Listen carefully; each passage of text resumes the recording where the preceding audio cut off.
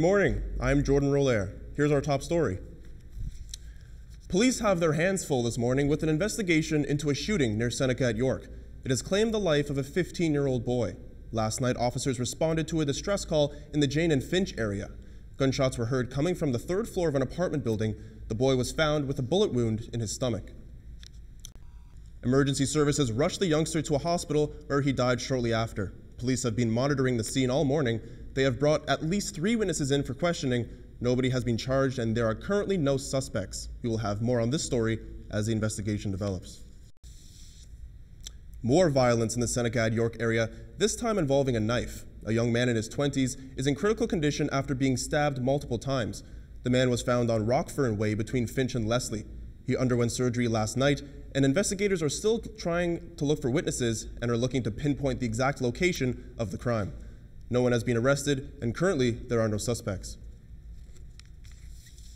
A Toronto police officer has shot and killed a coyote in the Cabbagetown area, southeast of the Seneca at York campus. Constable Wendy Drummond says the animal was most likely in search of food. She says it was acting aggressively towards pedestrians. A public safety warning was issued yesterday, and locals were encouraged to keep a close eye on their children and pets. Police tried to scare the animal away, but were forced to open fire after several failed attempts. Coyote attacks on humans are rare, and Seneca at York has seen its fair share of stray dogs, but never a coyote. If you do spot one, however, it's recommended that you stay calm, hold your ground, and do not run away. Do you have a pet that has not been spayed or neutered? Shelters and clinics are being overrun with animals and can't give them away fast enough to make room for more. Colton Weens tells us why these shelters are receiving so many abandoned animals. The Humane Society of Durham Region is home to abandoned and neglected animals, many of which are the result of backyard breeding, which is when regular pet owners decide to breed their pets with no license. Ruby Richards is the animal health coordinator at the shelter, and she is very concerned about pet owners who try and breed their own animals. Someone who's planning to breed their dog, if they don't have a breeder's license through the CKC, don't do it. There are too many unwanted dogs in shelters and too many dogs that are of very good temperament that are euthanized in this province on a weekly basis. These people do not know how to properly raise young animals. They haven't done the background research into family history. Because of this, shelters get overrun with sick and or physically challenged pets. The people who are buying these dogs are paying purebred prices for these dogs, but they're not getting a purebred dog. They're getting dogs that have been bred with temperament issues. You're getting massive amounts of hip dysplasia. When shelters get full, people have to bring them to clinics, where the owners will have to choose to keep the pet or put it down. Roberta Pava worked at a clinic for a year before she quit because she couldn't handle the amount of animals being euthanized. And so at the clinic, because technically it is your pet, they have to do what you want. Like if it's sick or something, so they will want to put it down if you can't deal with it or they think it's not adoptable. Unlicensed breeding of pets is one of the main reasons why places like these are overflowing with animals. If you haven't already, please spay or neuter your pets. For Say News, I'm Colton Weens. From kitten season to the season of feeling stressed, students at Seneca are preparing for the halfway mark in the semester. And for many, it's a time when stress levels soar. But as Colton Weens tells us once again, it doesn't have to be that way. With exams on the horizon for students, the stress is starting to build up, and something they really need to do is go see the Smile. And I'm here with Manisha, one of the program coordinators of the Smile Group. Manisha, what is one of the biggest things you need to tell students, one of your biggest tips? Okay, just to start off, the Smile Mentoring Program helps new students assimilate to college life, and we help them to do so by pairing them up with a senior student mentor in their specific program area, and that student's can help them get comfortable with their new environment, help them with any academic issues they may have, and just get them fully prepared for their first semester here in college. When it comes to preparing for exams, we tell our mentors, let them know what your experiences was during their first semester. Let them know they need to have a balanced lifestyle. They need to set aside enough time for them to relax, get into the groove of studying. Don't procrastinate. Give yourself a schedule and make sure to get your fuel in. Make sure you eat, and most importantly, sleep. Get enough sleep. Well, you guys must get really busy around this time. How busy would you say you get? Generally, if students have any questions, they come in and speak to us, but we send out spurts of emails just to let them know these are the tips that you can pass on to your proteges, and this will definitely help them out in succeeding in their exams. And you listed a lot of tips there. What's the biggest tip that you would say for students? I think they just need a balance. If you can take time off work, take time off work. Set aside enough time to, go through your notes and be fully prepared, and sleep. Sleep is very important. Thank you for joining us, Winisha. The SMILE program, something to check out as you get stressed towards your exams. Music has inspired a unique after-school program for African and Caribbean teens. It's the vision of a local documentary filmmaker and a musician. Sarita Wigan went to find out how these two mentors are making a difference in the lives of youth and their communities. It's the first day of Say No More, a 6-month after-school program for North York's African and Caribbean youth. Time to get to know one another, share talents, and talk about career goals. You won't walk away with a portfolio. Brian has already decided on his projects.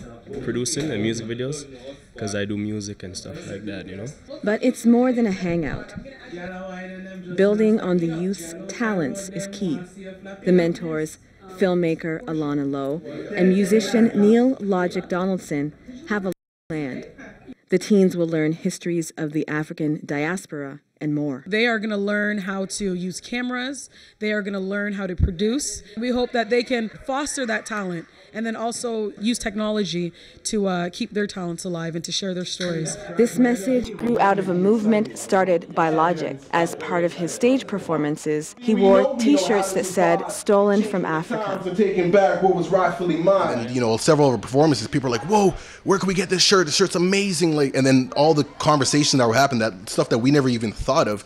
Lowe and Logic believe they're filling a gap in the education system. When you're told in school that you were just slaves, and it's like, no, we're survivors. We contributed a lot to history. It's really important that we keep this message alive for young people, because there's a 40% dropout rate amongst young people of African descent.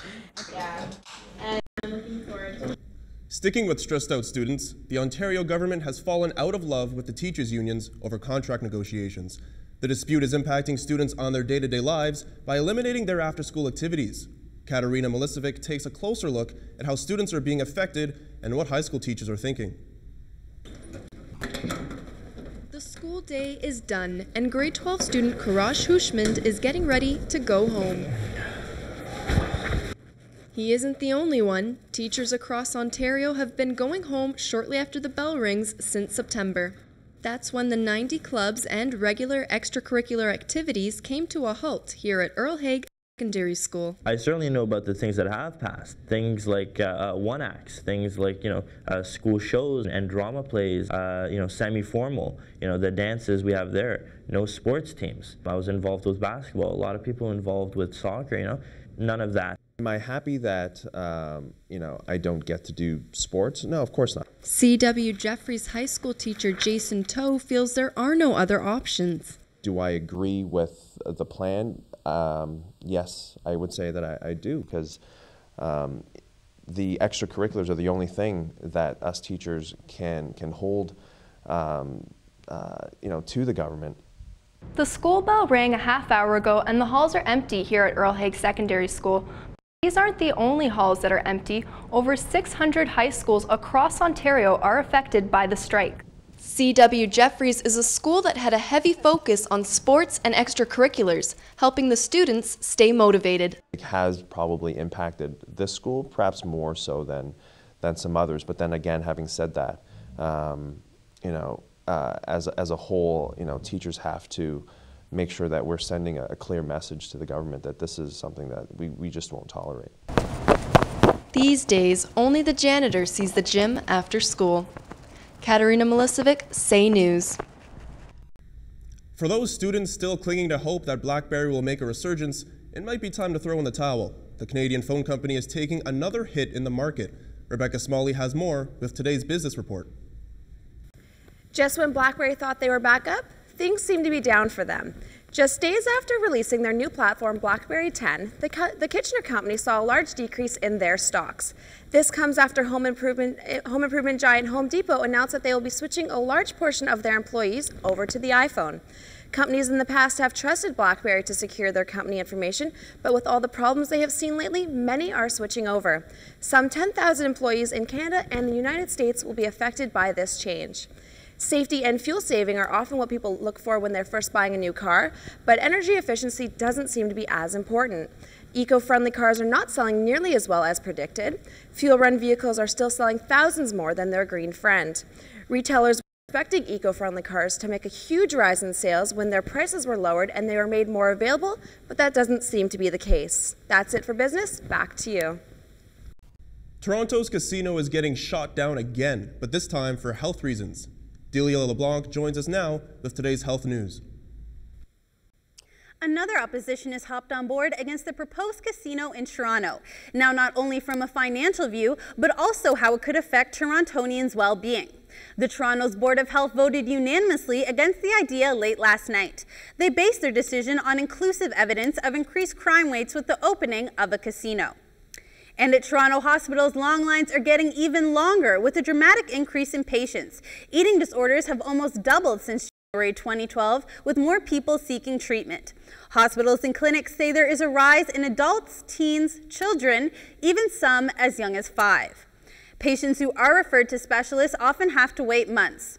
President of the National Initiative for Eating Disorders, Wendy Percow, says this issue must be solved now because eating disorders are the most fatal of all mental illnesses. That's all for health. For Say News, I'm Delia LeBlanc.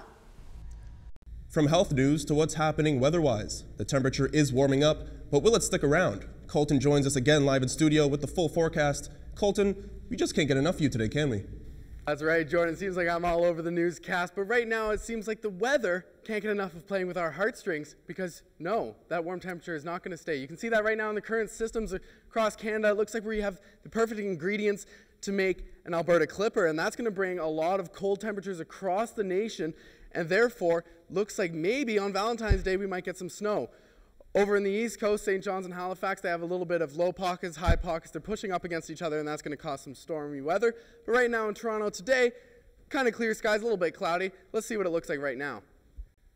Well, outside you can see it's a little bit cloudy, a little bit dark, but no rain, no snow, and that's something to be happy about. Let's look at the current temperatures in southern Ontario. Well, right now in southern Ontario, Ottawa, the nation's capital, with -6, as well as Sudbury with -6. They're both taking the cake for the coldest of the day. Kingston, really the only one showing some good sun with only 1 degree, as well as Sault Ste. Marie. They have a little bit of sun coming through those clouds. And Sarnia and Parry Sound rocking the snow. Here in Toronto, +1, a little bit of cloud. Now let's take a look at your 3-day forecast so you can be ready for Valentine's. Well, tonight 0 degrees with a low of -6, so pretty cold, and that sun just coming above the clouds, so not a lot to look forward to tonight. Wednesday, still rocking that -6 and +1, a little bit of sun, and Thursday, +2 and -3. So Valentine's, it's a little bit bright, but Friday, that Alberta Clipper, like I said, it's going to be coming through the snowfall, +2, -11. So cold temperatures, get ready to bundle up. That's your weather wrap. I'm Colton Weens. From wrestling with the cold temperatures to wrestling for a playoff spot, Greg Higgins joins us with all the details in sports. Greg? That's right, Colton. The Leafs looking for their 4th straight win to stay in that playoff race. Toronto hosting the Philadelphia Flyers at the Air Canada Centre. Goalie James Reimer is hoping to pick up right where he left off on Saturday, shutting out those arch-rival Montreal Canadiens. We'll go to game highlights now. James Van Riemsdyk getting ready to face off against his former team for the first time this season. We'll go to the early minutes in the second period, tied up at 1. McLaren puts it on net. Brzgalov lets it bounce off the pillows in front, and Colton Orr. It's a very rare sighting, but the Leafs fans love it. He'll score his first. Only 29 seconds later, shot tipped by Kadri right to Fratton. He'll net his 7th. He has been on fire this year. Leafs are up 3-1. And these fans are going ballistic. They are loving it. However, Philly starts to press, and Reimer seems to hurt himself on this play. He may have pulled his groin, and he'd have to leave the game to get some attention from the trainers. Ben Scrivens will come in to replace him, and he will have quite the game. Now JVR will take a pass from Phil Kessel. He'll bust by Luke Shen to the outside, beats Brzgalov with a quick backhand, short side. Luke Shen was of course traded to the Flyers for James Van Riemsdyk, and he's not looking too happy. And the Leafs of course dominated the Flyers this night, and Scrivens came in. He got the first star as the Leafs won 5-2. And it's a big day in Dunedin, Florida. Pitchers and catchers officially reporting to the Blue Jays spring training camp. And the team has made a huge splash in the offseason, and they look to continue that momentum. The excitement around the Jays is bigger than it has been in years. That's due to the offseason overhaul of several new players, none with higher profile than Cy Young winner R.A. Dickey. For the first time in a long time, Jays tickets are hard to get for spring training games, as fans want to see every chance they can to get a glimpse at these Bluebirds. Their schedule, of course, begins this Saturday for the Grapefruit League as they take on the Detroit Tigers. The Jays are one of the favorites, or actually the favorite, to win, according to Vegas, as their odds are 8-1 to win it all. And Seneca students have found new ways to manage their time and become more flexible, literally. With more on this developing story, here's Gianluca Ruffalo live from the Seneca gym. Gianluca? Thanks, Greg. For all you Seneca students out there looking to become more flexible, Seneca's very own Alina Duvoir has the inside scoop. Now, I spoke with Alina about this very unique talent that she has, and she told me that becoming a contortionist wasn't something that she planned upon. Being forced into ballet at such a young age forced her to become more flexible with all the different ligaments in her body. She told me that it takes about 10 minutes to stretch so that she can do different various moves as opposed to an overexerted split where she sprawled out on 2 chairs. Now, she felt that these talents were so unique that she wanted to give back to Seneca students, so she started her own class here at the Seneca at York campus. Greg? So, Gianluca, where can students learn these all-star moves from Alina? Well, as I said before, it's at the Seneca at York campus, and you don't have to go far. On Thursdays at 10:45 a.m., Seneca students can partake in a class that Alina runs for 1 hour, and she teaches you all different various stretching techniques and contortionist moves that she learned herself. Back to you, Greg. Thank you very much, Gianluca. I'm not sure if that's quite down my alley, but it sounds very interesting. And now the Raptors are coming off a big win against New Orleans on Sunday and are now looking to continue that streak tonight as they take on the Denver Nuggets. And if you thought your commute was bad, try flying across the country weekly for a part-time job. The players from the National Lacrosse League regularly travel from out of town to their games. One player from the Edmonton Rush, however, commutes all the way from Toronto to his games. Matthew Paglia has his story. Number 33, John LaFontaine. Most would say he's crazy, but those in the National Lacrosse League would call it the norm. John LaFontaine plays transition for the Edmonton Rush and commutes almost 2,800 kilometers from his hometown of Whitby, Ontario, to Edmonton, Alberta.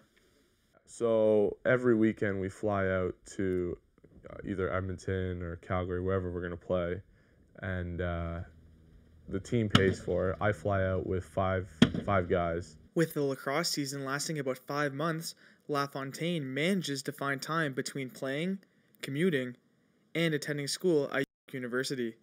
He says the travel begins to wear down the body as the season progresses. Travel time, I'd say yes, because slowly throughout the season it starts to wear on your body. Like, you're up all night, and with the time changes, like 3 hours, 2 hours ahead. While John may be in Edmonton right now playing for the Rush, he has to find some way to keep his skills sharp. And while it may also be ice right now, come summertime when it becomes concrete, he takes to the court for the Brooklyn Redmen of the MSL. Professional players go back and play that just to stay sharp and just to stay sharp. And it's a whole bunch of fun. Most people play for money, but with John, it's clear he plays for the love of the game and nothing else. I see a whole bunch of guys now that are still playing and still have the love for the game that are 37, 38. So hopefully I still have that drive and that dedication just to play the game. For Say News, I'm Matthew Paglia. Well, that's it for sports. I'm Greg Higgins. And John LaFontaine is going to need a heck of a cell phone plan if he's going to participate in this next story. Rebecca Smalley joins us again with all the details in entertainment. That's right, Greg. Bell is taking on its 3rd annual Let's Talk Day across Canada. For every Bell carrier text and long-distance call, Tweet using the hashtag BellLet'sTalk and share on their Facebook page. Bell will be donating 5 cents to help fund initiatives supporting mental health in Canada. Seneca students are very keen on social media and texting, so they will certainly be doing their part for this year's Bell Let's Talk Day. Going to the movies for your Valentine's Day is about as traditional as it comes. This Valentine's Day brings the usual lovey-dovey lineup with an action-packed twist. Nicholas Sparks' books have a habit of becoming heart-wrenching love movies, and Safe Haven is expected to live up to expectations. Beautiful Creatures is a supernatural love story with young characters falling in love and their families disapproving of it. Finally, the 5th movie in the Die Hard franchise is being released. A Good Day to Die Hard has Bruce Willis desperately trying to hold on to his youth in this action-packed film. These movies will be out in time for this weekend, but Anna Kate is back again, and she took a look at what is popular at the box office last weekend. Side Effects takes 3rd place for its opening week at the box office. The film earned just over $9 million. The suspense flick has an attractive lineup. I'm talking about Jude Law, Catherine Zeta-Jones, and Channing Tatum. Zombie romance movie Warm Bodies dropped to 2nd place, earning $11 million. Now it's down from the #1 spot that it earned $25 million last week. I guess moviegoers are giving Warm Bodies the cold shoulder. Topping the box office is Identity Thief, a comedy starring Jason Bateman and Melissa McCarthy. Audiences connected with the silly story of a businessman who tries to get his identity back from a cunning thief. Now it brought in $34 million for its opening weekend. That's it for a box office. Back to you, Rebecca. That's your entertainment news. I'm Rebecca Smalley. Time to fire Cupid's arrow over to Jordan. I got it, Rebecca, thanks. Love is in the air this week around Seneca with Valentine's Day just 2 days away. The holiday has been celebrated by lovers across the world since the 19th century, and this year is no different. Matt Palia is back this time with the Love Buzz. Thanks, Jordan. I walked around the cafeteria this morning and asked what people thought St. Valentine had in store for them. For couples, it's a day where you can express your feelings towards your significant other. For those who are single, well, it's a day where the couch and some movies become your best friend. Oh, we're just getting together and having like pancakes and ice cream and all that stuff. Giving each other just gifts, simple ones. I'm gonna go eat sushi with my boyfriend, and that's about it. Presents? Hopefully chocolate. And if you plan on being alone on the big day, don't worry, because if there's one thing that can fill an empty heart, well, it's food. Stay home, that's it, I'm not doing much. I'm gonna be staying home and watching a movie by myself, yeah. Now, some people think it is a waste of a holiday, but others just can't get enough of love and chocolates. Here at Seneca, though, it looks like most folks are treating it like any other day. Jordan? So, Matt, what are your plans for the big day? Well, I plan on taking my girlfriend out to dinner. You know, roses, chocolate, the whole 9 yards. Maybe sneak in the Leafs game, but I don't think I'll get off that easy. Back to Thanks, Matt. That's it for this edition of Say News. On behalf of the entire Say News team, I'm Jordan Roller, wishing you all a happy Valentine's Day this Thursday. Thanks for watching.